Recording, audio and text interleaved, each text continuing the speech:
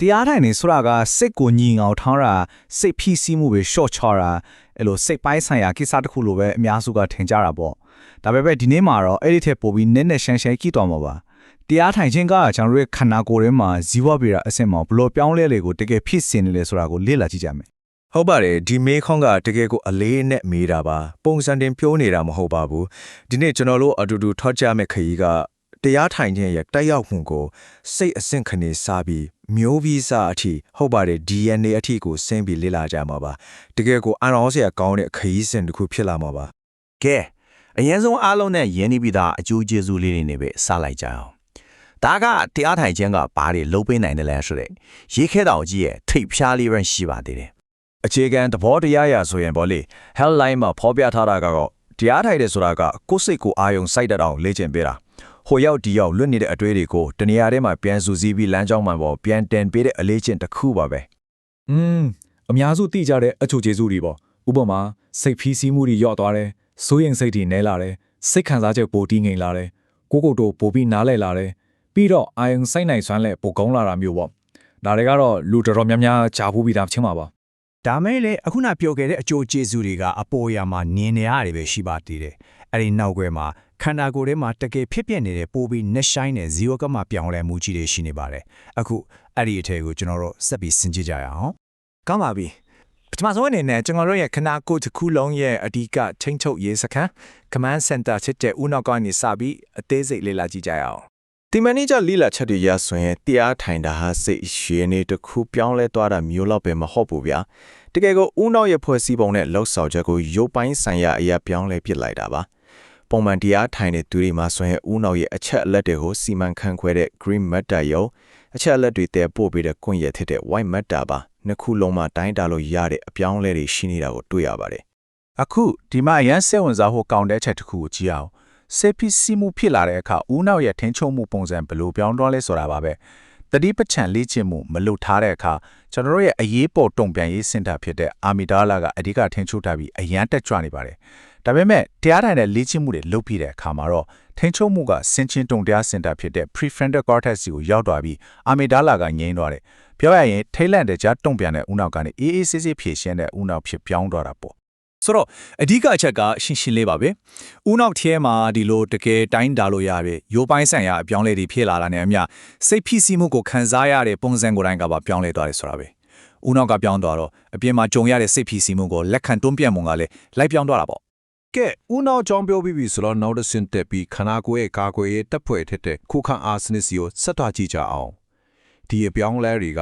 အဲ့ဒီမှာဘယ်လိုတက်ရောက်မှုရှိနေလဲဆိုတာကြည့်ကြမယ်ဒီနေရာမှာ UF Health ကလုပ်ခဲ့တဲ့အရင်စိတ်ဝင်စားဖို့ကောင်းတဲ့လေ့လာမှုတစ်ခုရှိပါတယ်သူတို့ကရှီရကြတရားစခန်းကိုအပြင်းထန်ဝင်တဲ့သူတွေကိုလေ့လာခဲ့တာပါစခန်းမဝင်ခင်နဲ့ဝင်ပြီးတဲ့နောက်မှာသူတို့ရဲ့ခန္ဓာကိုယ်ကဇီဝကမအမသားတွေကိုတိုင်းတာပြီးနိုင်ရှင်ကြည့်ကြတယ်ရလကတော့တကယ်ကိုအံ့ဩစရာပါပဲသူတို့တွေ့ရှိခဲ့တာကတော့တရားထိုင်ပြီးတဲ့နောက်မှာခုခံအားစနစ်နဲ့တိုင်းလိုက်ပတ်သက်နေတဲ့မျိုးဗီဇပေါင်း120ဟာတိတိတာတာပို့ပြီးတက်ကြွလာတယ်အလုံးလုံးလာတယ်ဆိုတာပါပဲပြောရရင်အသက်အနေအထားမှာရှိတဲ့စစ်သားတွေကိုတာဝန်ထမ်းဆောင်ဖို့ခလုံးနေပြီးနိုးလိုက်တယ်လို့ပါပဲ120ဆိုတာတကယ်ကိုမနေတဲ့ရေးတော့ပါပိုပြီးတိတိကျကျပြောရရင်အဲ့ဒီလိုမျိုး VC တွေတက်ကြွလာတဲ့နေရာက interference signaling လို့ခေါ်တဲ့လမ်းကြောင်းမှာအဓိကဖြစ်နေတာပါဒါကဘာနဲ့တူလဲဆိုတော့ခန္ဓာကိုယ်ရဲ့ရီးပေါ်ချက်ပေးစနစ်လိုပါပဲ virus လို့ယောဂပိုးတွေဝင်လာပြီးဆိုတာနဲ့တခြားကောက်ွယ်ရေး cell တွေကိုဟေ့ရန်သူလာပြီအသိမြင်ကြတော့ဆိုပြီးအချက်ပေးလိုက်တဲ့စနစ်ပေါ့ဒီဘာချောက်ကြည့်လိုက်ရင်အဲ့ဒီခုခံအားတုံ့ပြန်မှုကဘယ်လောက်ထိအကောင်းလဲဆိုတာပိုပြီးရှင်းသွားပါလိမ့်မယ်ဒီမှာကြည့်ပါတရားထိုင်သူတွေမှာအဲ့ဒီ interfere မျိုးဗီဇလေးတက်ကြွမှုက 98% ရှိနေတယ်ဒါဟာ COVID-19 မပြင်းထန်တဲ့လူနာတွေရဲ့ 86% တောင်ပိုမျှနေတာပါဆိုလိုတာကသူတို့ရဲ့ခုခံအားစစ်နဲ့ဟာယောဂပိုဝင်နေတဲ့သူတယောက်ထက်တောင်ပိုပြီးအသင့်အနေထားမှာရှိနေတယ်ဆိုတဲ့သဘောပါပဲတကယ်ကိုမသားစရာကောင်းတဲ့တွေ့ရှိချက်ပါကဲအခုကျွန်တော်တို့ဒီ creation ရဲ့နောက်ဆုံးတစ်ထောက်အနက်ချိုင်းဆုံးအဆင့်ကိုသွားကြပါတော့မယ်ဦးနောက်ကနေခုခံအားဆက်နဲ့အခုအဲ့ဒီကနေမှဆဲရီရဲ့အထိန်မိုင်းအကြဆုံးတက်ရှိဖြစ်တည်မှုရဲ့အခြေခံကိုဖြစ်တဲ့ DNA ကိုယ်တိုင်ရှိကိုဆင်းသွားကြမှာပါ telomere ဆိုတာကိုကြာဖို့ကြာမှာပါသူတို့ကကျွန်တော်တို့ရဲ့မျိုးဖိစထွေးထုတ်ကြီးတွေဖြစ်တဲ့ ခရိုမိုဆိုးရဲ့စွန်းနှစ်ဖက်မှာရှိနေတဲ့အကာအကွယ်အဆွတ်လီတွေပါဖိနက်ကျွေးရဲ့ထိတ်မှာဂျိုးမပွားသွားအောင်တက်ထားတဲ့ plastic ဆွတ်လီတွေလိုပဲပေါ့ဒီ telomeres တွေတိုးသွားလေကျွန်တော်တို့ရဲ့ cell တွေကအိုမင်းလာလေလိပါပဲဒါကြောင့်သူတို့ရဲ့အရှည်ကကျန်းမာရေးနဲ့တက်ရှည်ခြင်းတဲ့အရန်အရေးကြီးပါတယ်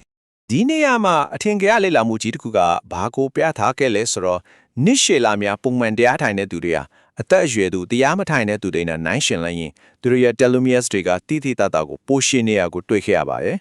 ဒီတွေးရှိချက်ကတကယ်ကိုအကြီးကြီးမေခွန်းထုတ်เสียဖြစ်လာတာပေါ့စိတ်ကိုလေ့ကျင့်တဲ့အလေးကျင့်တစ်ခုကကျွန်တော်တို့ရဲ့ DNA အပိုင်းစားလေးတွေရဲ့ရုပ်ပိုင်းဆိုင်ရာအရှိကိုဘလို့များသွားပြီးတော့တက်ရောက်နိုင်ပါလဲ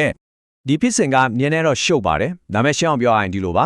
တရားထိုင်ခြင်းကမျိုးပြီးစေတွေပေါ်ကအဖွင့်အပိတ်ခလုတ်တစ်ခုလိုဖြစ်တဲ့ methylation ဆိုတာကိုသွားထိန်းကြီးပေးလိုက်တယ်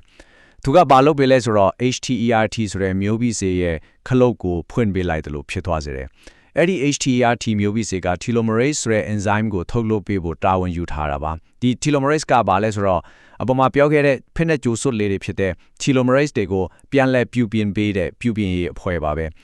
ဆိုတော့ခြုံပြောရရင်တရားထိုင်ခြင်းကအဲ့ဒီပြုပြင်ရေးအဖွဲ့ကိုပို့ပြီးအလုပ်လုပ်ခိုင်းတဲ့အတွက် telomerase တွေပျက်စီးမဲ့အစားပို့ပြီးအခါခွဲရသွားပြီးရှည်လာတာပါဒါဆိုရင်စိတ်ကနေဦးနောက်ပြီးတော့ခုခံအားစနစ်နောက်ဆုံးမျိုးဗီဇအထိဒီခီးစဉ်တစ်ခုလုံးကကျွန်တော်တို့ကိုတကယ်တော့ဘာကိုဖြုတ်ပြနေတာလဲပုံစံအပြည့်အစုံကဒီလိုပါအစားမှာတော့ပိုပြီးတည်ငြိမ်တဲ့စိတ်တစ်ခုကနေစတင်တယ်အဲ့ဒီစိတ်ကတွန်းပြတ်မှုနည်းပြီးပိုတည်ငြိမ်အောင်ပြန်လဲချိတ်ဆက်ထားတဲ့ဦးနောက်တစ်ခုကိုဖြစ်ပေါ်စေတယ်ဒီဦးနောက်အပြောင်းလဲကပိုပြီးအားကောင်းပြီးတက်ကြွနေတဲ့ခုခံအား system တစ်ခုကိုလွှမ်းမိုးသွားတယ်နောက်ဆုံးမှာတော့အဲ့ဒီတက်ရောက်မှုတွေကမျိုးဗီဇအဆင့်အထိရောက်သွားပြီးဆဲရီရဲ့တတန်းကိုတောင်အားပေးနိုင်တဲ့အထိထစ်လာပါတယ်အားလုံးကတစ်ခုနဲ့တစ်ခုချိတ်ဆက်နေပါတယ်ဒီတော့အထူးကမှတ်သားရမယ့်အချက်ကတော့ရှင်းပါတယ်တရားထိုင်တယ်ဆိုတာစိတ်ကိုအပန်းဖြည့်တဲ့လေ့ကျင့်ခန်းတစ်ခုတတ်ထပ်ပဲမဟုတ်တော့ပါဘူးဒါကိုယ်ခန္ဓာကိုယ်ရဲ့အခြေခံအကျဆုံးဇီဝကမ္မစနစ်တွေကိုယ်တိုင်ကိုသတိရှိရှိနဲ့လွမ်းမိုးနိုင်ထိုင်ညှိနိုင်တဲ့လက်တွေ့ကြပြီးအစွမ်းထက်တဲ့နည်းလမ်းတစ်ခုဖြစ်တယ်ဆိုတာပါပဲနောက်ဆုံးအနေနဲ့စဉ်းစားစရာတစ်ခုချန်ထားခဲ့ခြင်းပါတယ်ကျွန်တော်ရဲ့စိတ်ကျွန်တော်ရဲ့အာယုံစူးစိုက်မှုတစ်ခုတည်းကမျိုးဗီဇအဆင့်အထိကိုလှမ်းမိုးနိုင်စွမ်းရှိရဆိုရင်လူသားတယောက်ရဲ့စိတ်စွမ်းအင်ရဲ့အဆုံးစွန်အလားအလာကတကယ်တမ်းမှာဘယ်လောက်ထိများကျေပြန့်နေနိုင်မလဲ